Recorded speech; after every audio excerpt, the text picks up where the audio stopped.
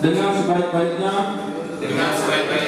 Syederalun petugas penyelenggara pemilihan gubernur dan wakil gubernur Aceh, wali kota dan wakil wali kota Luxmawe 2017 mempersiapkan tempat pemungutan suara atau TPS di Desa Menasah Masjid, Kecamatan Muara II, Luxmawe, Rabu 15 Februari 2017. Amatan Serambi TV, sekitar pukul 8.00 WIB, TPS dibuka untuk warga yang ingin memberikan hak suaranya kepada calon masing-masing, dipersilakan masuk.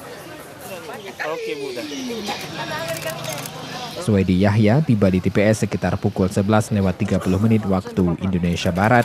Masyarakat yang berada di lokasi beramai-ramai bersalaman dengannya.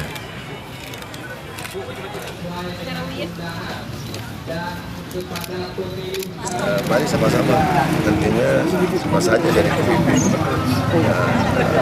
dan sama-sama membangun kota Luxmawe yang masyarakat dalam kita ataupun dari Luxmawe, Zaki Mubarak, Serambi On TV.